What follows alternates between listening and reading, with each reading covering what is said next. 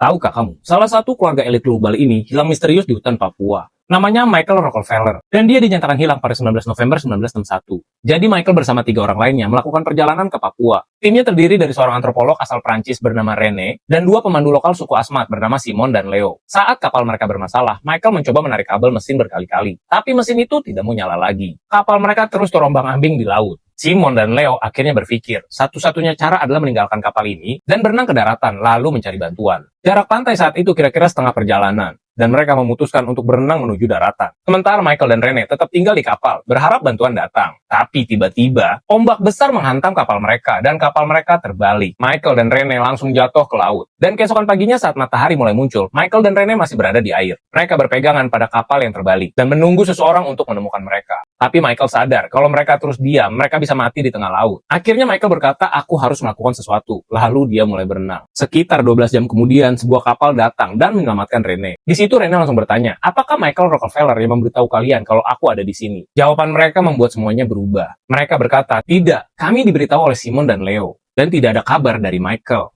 Saat kabar Michael hilang sampai ke keluarga Rockefeller, kepanikan langsung terjadi, dan keluarga Rockefeller langsung menggunakan semua uang, koneksi, dan pengaruh mereka untuk melakukan pencarian besar-besaran. Mereka mencari ke berbagai tempat, tapi Michael tetap tidak ditemukan. Pencarian itu berlangsung selama bertahun-tahun, sampai akhirnya muncul sebuah kabar aneh. Jadi ada seorang jurnalis bernama Milt McLean, di mana dia mendengar cerita dari seorang pria Australia. Pria itu mengatakan mereka mungkin pernah melihat Michael di hutan Papua, di mana lokasinya itu tidak jauh dari tempat Michael terakhir kali menghilang. Di situ Milt langsung mengikuti petunjuk, tapi saat dia mencari, tidak ada tanda-tanda Michael. Lalu 40 tahun kemudian, seorang pembuat film menemukan rekaman lama yang sebelumnya tidak diperhatikan. Mereka menonton ulang semuanya, dan menemukan sesuatu yang mengejutkan. Jadi dalam rekaman itu, ada sebuah adegan singkat dari kejauhan, di mana kamera mengarah ke laut, lalu muncul sebuah kano. Di dalamnya ada banyak pria Asmat. Di situ mereka terlihat seperti kelompok perang yang sedang menuju suatu tempat. Tapi di antara pria Asmat itu ada seseorang yang berbeda, seseorang berkulit putih. Walaupun gambarnya jauh dan kualitasnya buruk, orang itu terlihat sangat mirip dengan Michael Rockefeller. Setelah rekaman itu ditemukan, seorang jurnalis dari National Geographic bernama Carl Hoffman mulai penasaran. Dia langsung pergi ke Papua, bukan cuma buat datang sebentar, tapi dia tinggal bersama masyarakat Asmat selama berbulan-bulan untuk mendapatkan kepercayaan mereka. Dan akhirnya mereka mulai menceritakan sesuatu yang selama ini disimpan rapat-rapat. Tapi sebelum menceritakan semuanya, mereka memberikan sebuah warning. Mereka bilang kalau cerita ini keluar ke dunia luar, seluruh kampung bisa dalam bahaya, bahkan kamu juga bisa dibunuh. Tapi Carl tetap melanjutkan, dan setelah mendengar kisah mereka, dia langsung meninggalkan Papua dan menulis sebuah buku berjudul Savage Harvest. Menurut cerita yang disampaikan, sekitar 24 jam setelah Michael berenang meninggalkan kapal, seorang pria Asmat melihat sesuatu yang bergerak dari arah laut menuju sungai. Di situ dia langsung memanggil teman-temannya.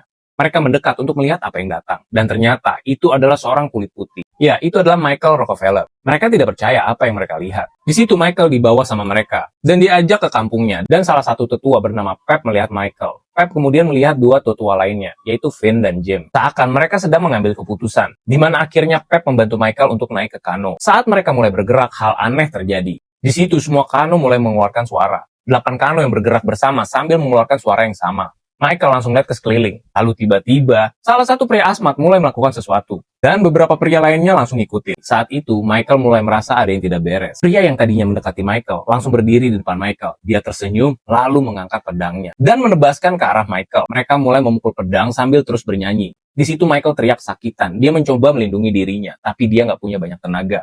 Michael coba kabur, dia gerak ngejauh, tapi pria itu terus ngangkat pedangnya dan nyerang lagi dan lagi. Dalam kondisi terluka, Michael mencoba bertahan sampai akhirnya dia jatuh ke arah hutan. Di situ dia terbangun dan coba ngelariin diri, tapi dia bingung, gak ada tempat untuk pergi karena semuanya hutan. Dan akhirnya Michael tertangkap, dan Michael dibawa masuk lebih jauh ke dalam hutan. Sementara itu suara nyanyian suku Asmat terus terdengar, sampai akhirnya Michael mendengar suara pedang yang sedang diasah. Di situ dia tahu sesuatu yang buruk bakalan terjadi. Kondisi Michael sekarang berada di tengah hutan, dan para pria Asmat itu mulai membuat lingkaran mengelilingi Michael. Saat itu Michael mulai sadar, mereka tahu siapa dirinya. Jadi, mereka tuh bukan sekedar nemuin orang asing yang terdampar, mereka tuh kenal sama Michael. Yang ternyata beberapa bulan sebelumnya, Michael pernah datang ke wilayah mereka. Dan menurut cerita yang muncul, ada rasa kecewa dari sebagian masyarakat Asmat. Mereka ngerasa seseorang dari luar tiba-tiba datang melihat barang-barang mereka, dan menganggap semuanya bisa dibeli. Seperti artefak atau benda-benda kecil untuk dibawa pulang dan dipajang di museum. Lalu apa yang terjadi berikutnya menjadi bagian paling kontroversial dari kisah ini. Menurut cerita yang disampaikan kepada Carl Hoffman, Michael kemudian dibunuh oleh kelompok tersebut. Dan di kisah itu dikatakan Michael dibunuh dan dimakan. Ya, mereka melakukan kanibalisme. di mana mereka melakukan ritual yang berkaitan dengan tradisi dan kepercayaan mereka pada masa itu.